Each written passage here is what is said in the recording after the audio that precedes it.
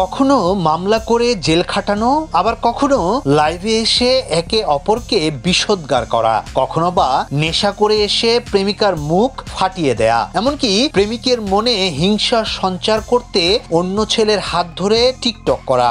এ কোনো নাটক বা সিনেমার দৃশ্য নয়, এটি লাইলা আর প্রিন্স মামুনের বাস্তব জীবনের প্রেম কাহিনী। 2024 সালে তাদের অসম প্রেম সিনেমা স্টাইলে ভেঙে যাওয়ার পর আবারও এক হয়েছেন তারা। লাইভে এসে দুজনে বলেছেন তাদের মধ্যে সব ঠিকঠাক হয়ে গেছে।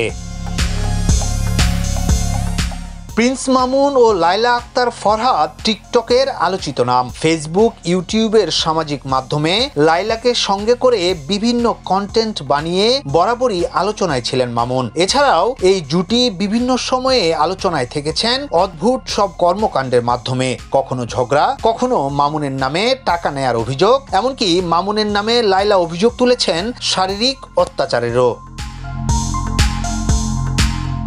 দীর্ঘদিন ধরে চলা তাদের আলোচিত টিকটক জুটি 2024 সালে ভেঙে যায়। এ সময়ে লাইলার ধর্ষণ মামলায় জেল খেটেছেন মামুন। এরপর দুই পক্ষকে ফেসবুকে এসে একে অপরের বিরুদ্ধে হিংসাত্মক কথা বলতেও শোনা গেছে। বিচ্ছেদের 1 বছর পর আবারও একসঙ্গে দেখা গেছে আলোচিত এই জুটিকে।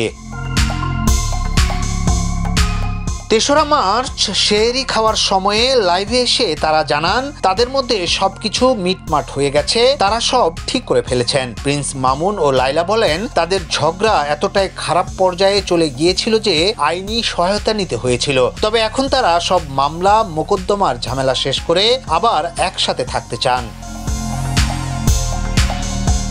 তাদের এমন ঘটনার পর থেকে সামাজিক যোগাযোগ মাধ্যমে নেটিজেনরা দুজনকেই ধুয়ে দিচ্ছেন। কেউ বলছেন কিশোর কিশোরীদের নষ্ট করার মূল কারিগর তারা, এদের দুজনকেই জেলে দেওয়া উচিত। আবার কেউ বলছেন দোয়া করি পবিত্র রমজান মাসে আল্লাহ যেন তাদের হেদায়েত দান করেন। ইয়াসিন আলী, সোনালী নিউজ, ঢাকা।